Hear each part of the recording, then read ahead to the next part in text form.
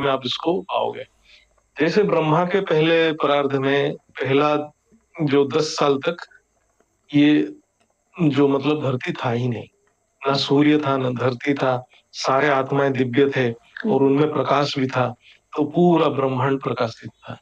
जैसे जैसे 10 साल बीतते गया, ब्रह्मा जी के 10 साल, तो ब्रह्मा जी के 10 साल बहुत बड़ा होता है। ब्रह्मा जी के 1 साल हम बता देते हैं, 3.11 ट्रिलियन ईयर्स, 31 खरब 10 अरब और 40 करोड़ मैं साल। उसको शॉर्ट में इसीलिए बताता हूँ 3.11 ट्रिलियन ईयर्स, और हम खरब में बोलेंगे तो 31.1 खरब साल।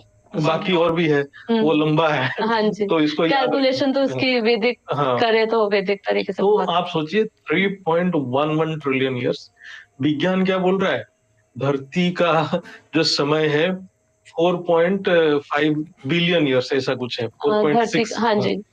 और आप सोचो ब्रह्मा का एक दिन ही 3.11 ट्रिलियन ईयर्स है, तो विज्ञान उसको समझ ही नहीं पाएगा उस चीज को।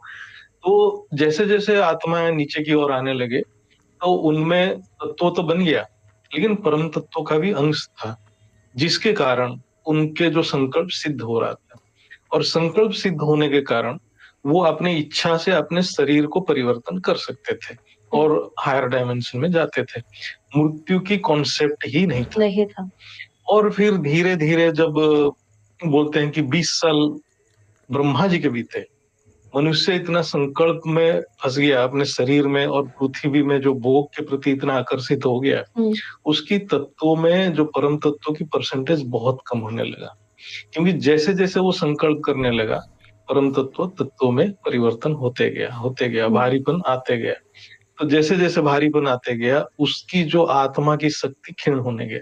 तो इसको सिंपल टर्म्स में जैसे हम समझते हैं कि आज हमारे नए यूजर्स भी हो, तो ये कह सकते हैं कि आत्मा की शक्ति धीरे धीरे अशुद्धता आती गई, क्षीण होती गई, क्योंकि अशुद्धता ही हुई, जैसी उनके अंदर भोग या विकार वासना चाहे संकल्पों में था उस समय आने लगा, तो उस समय भी वो आत्मा की शक्ति तो उसमें खत्म होगी, खर्च होगी।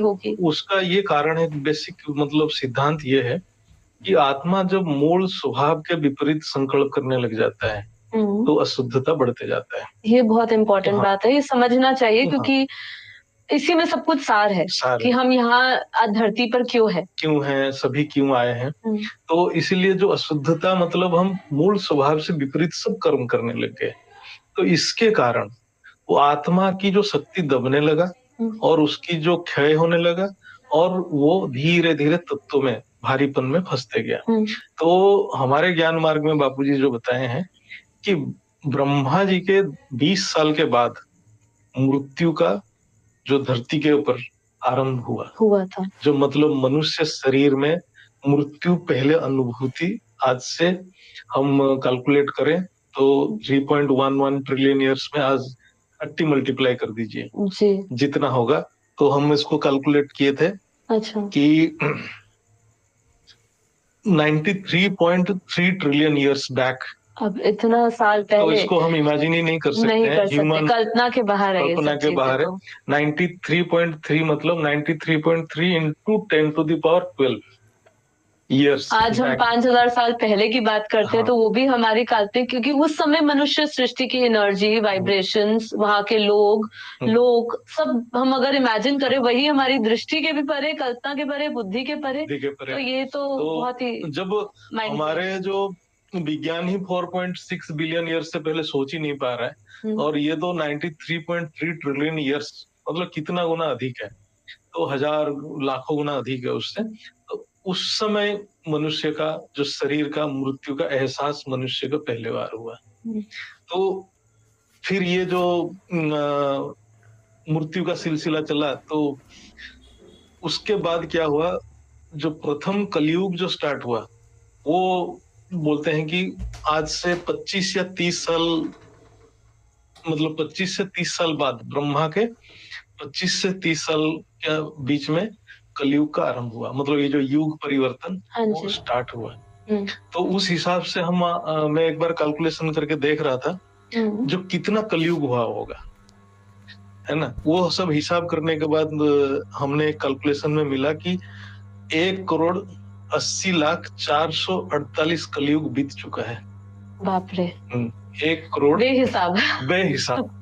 तो मतलब समझने के लिए यही करे, बेहिसाब, क्योंकि बेहिसाब इसकी गिनती भी हमारे गिनती नहीं कर बुद्धि के सकते, परे है। क्योंकि आप ये मत सोचिए कि आप ये कलयुग पहली बार देख रहे हैं। हाँ जी। ये कलयुग ऑलरेडी इतने बार हो चुका है, और हम देखें तो इस परार्ध में भी 27 बार हो चुका है, ये 28 बार 28 चल रहा है। रहा है युग। तो अकल्पनीय है ये बिल्कुल। समय की जो हम आकलन कर रहे हैं, ये हमारे इमेजिनेशन की बाहर है। जी। हमारे भी इमेजिनेशन की बाहर है, हम बिल्कुल। सोच ही नहीं सकते मनुष्य शरीर में ये सारे जो हो रहा है। और हमारे जो बापूजी के जो यूट्यूब चैनल है, उन्होंने भी ये बताया कि कली पुरुष का जन्म पहली कलयुग से हुआ है। मतलब हम सोचे थे कली पुरुष कब से है और उसकी शक्ति कितनी बढ़ चुका है। देख रहे सबके ऊपर कली पुरुष का कली पुरुष प्रभाव, का इतने कलयुग में कली पुरुष बार बार आ रहा है। उसकी भी देखिए, मेरा ऐसा पर्सनल मानना है, आप बताइएगा अगर मैं गलत हूँ, तो इसमें भी इनकी जो इंटेंसिटी है वो हर युग में बढ़ती जाती होगी। नेगेटिविटी बढ़ते जाती है। हाँ, क्योंकि हम देख रहे हैं वो कितनी तो इंटेंसिटी भी तेज हो चुकी है। जैसे हम इसको थोड़ा बुद्धि से सोचें कि जब धरती के 20 साल मतलब ब्रह्मा जी के 20 साल के बाद मृत्यु आया, मतलब क्यों मृत्यु आया, हम उसको वैज्ञानिक तरीके से समझे, मतलब बुद्धि से सोचें कि वो जब अपने इच्छा शक्ति का प्रयोग ही नहीं कर पाया। मतलब पहले क्या था, 20 साल ब्रह्मा जी के 20 साल तक मृत्यु इसलिए नहीं था कि उसमें परम तत्व के अंश इतना था उसके शरीर में कि उसकी संकल्प के द्वारा ही वो अपने आप को, अपने शरीर को परिवर्तित करके हायर डायमेंशन में जा सकता था।